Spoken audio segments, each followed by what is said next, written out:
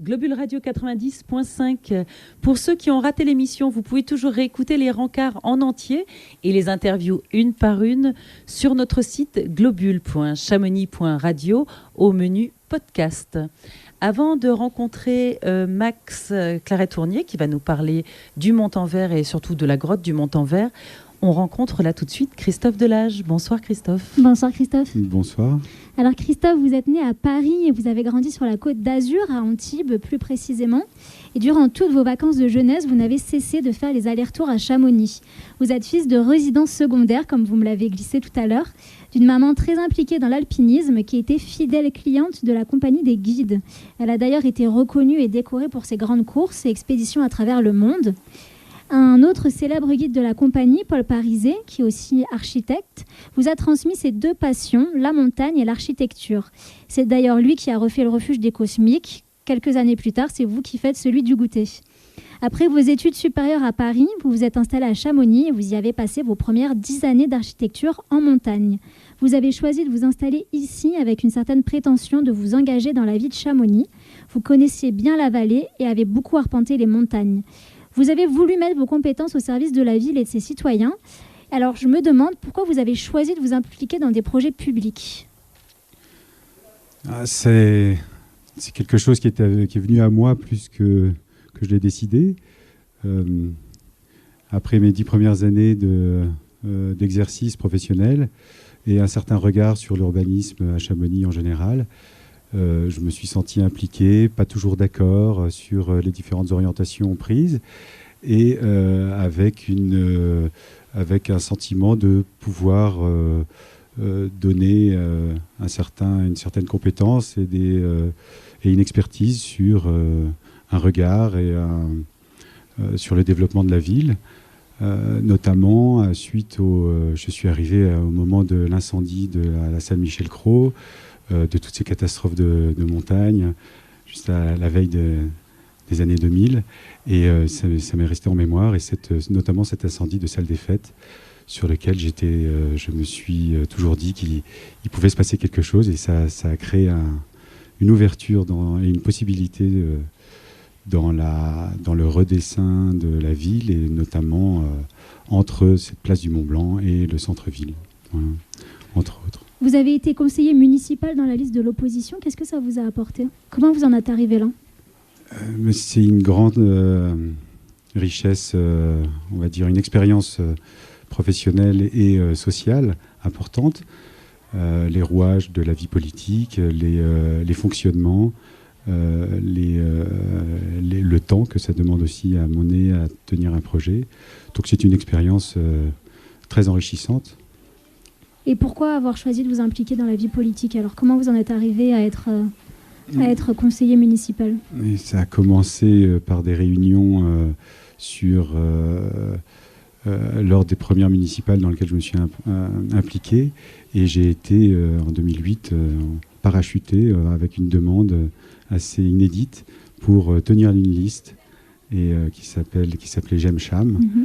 Et qui m'a mis le pied à l'étrier, parce qu'en étant tête de liste, j'ai été confronté au journalisme, aux questions, aux réflexions, et par la suite, alors on n'a pas continué, j'ai pas continué, la liste s'est dissoute, et pour la mandature d'après, j'ai été invité à participer de nouveau à des thèmes, notamment sur l'architecture, sur l'urbanisme en particulier en fait.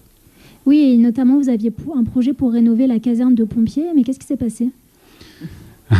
C'est un grand sujet que j'ai effectivement défendu, mais alors ça date notamment de cet incendie de la salle Michel Cros qui a permis une ouverture sur les quais de l'Arve, et des projets étaient déjà, j'avais suivi avec Paul Parizet, en arrivant en 98, il y avait eu des projets qui datent des années 90 sur l'aménagement de cette place du Mont-Blanc, que certains estimaient vide, qu'il fallait peut-être repeupler, qu'il fallait densifier.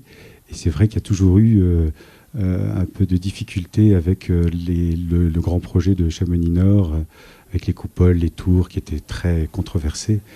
Et c'était une occasion de voir une liaison possible avec cette ouverture sur l'Arve, sur les quais d'Arve, sans la salle Michel Cros, d'ouvrir une impasse qui était jusque-là une impasse avec la caserne des pompiers.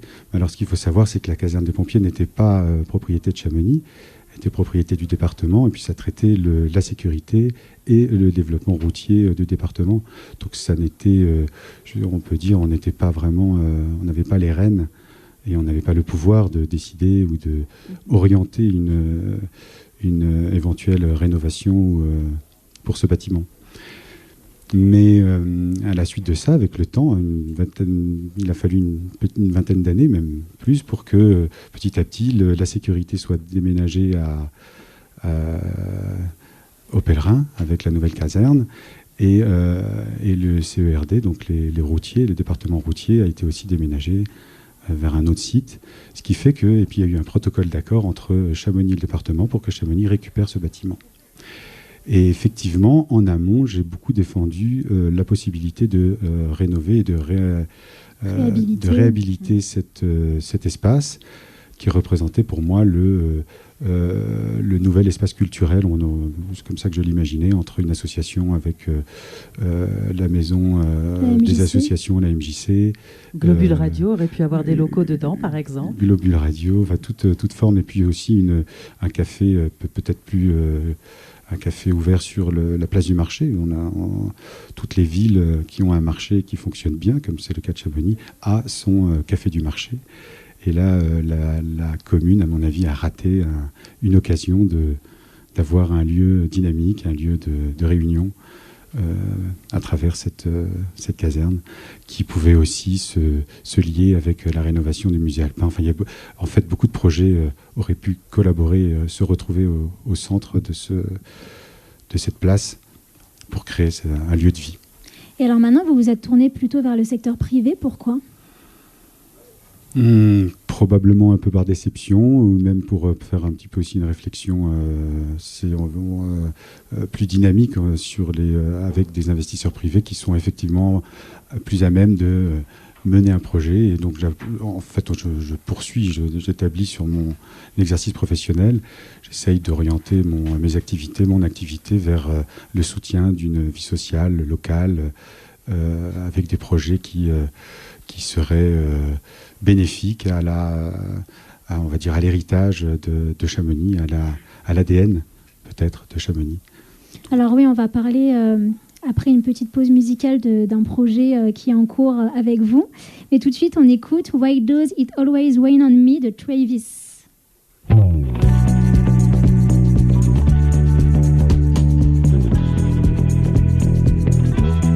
mon amour, si tu t'en vas, il y aura du monde en bas de chez moi.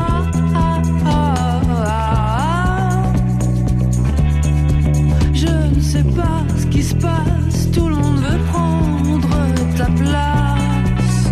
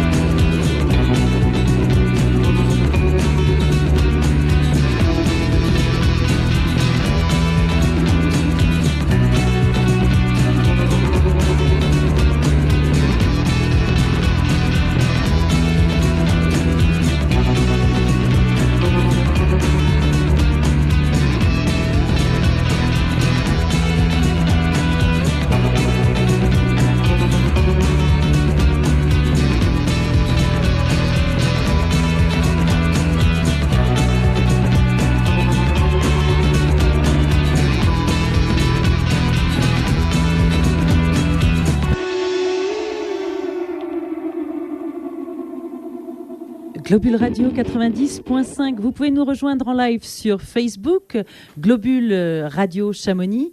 Un petit coucou à Daniel et un grand merci pour votre message, et à Justin aussi qui nous regarde et qui nous ont mis des petits mots. Désormais, si vous voulez voir notre flux non interrompu, vous pouvez aussi nous retrouver en vidéo sur notre site de Globule, globule.chamonix.radio, menu live vidéo. C'est sans interruption et en haute qualité. Nous sommes toujours avec Christophe Delage. Oui, alors Christophe, vous faites partie d'un groupe de 6 skieurs qui défendent les valeurs du ski. Vous avez opté pour un investissement équitable, vous avez mélangé vos compétences et vous avez choisi de créer et faire revivre un lieu historique qui n'est autre que la Cantina. Alors, est-ce que vous pouvez nous raconter l'histoire de ce lieu ? Le lieu, la Cantina, c'est un établissement qui reste en mémoire de beaucoup de jeunes gens de plus âgés aujourd'hui, mais qui est un lieu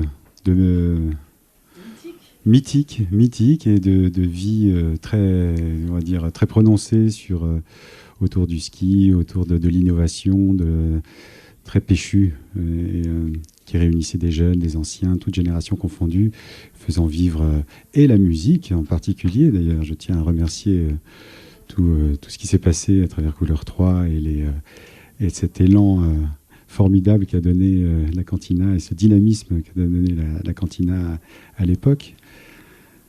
Et voilà, donc c'est un établissement malheureusement qui a connu dans les années 90 une perte d'activité, qui a été repris, mais bon, avec d'autres orientations, plus de restauration en particulier.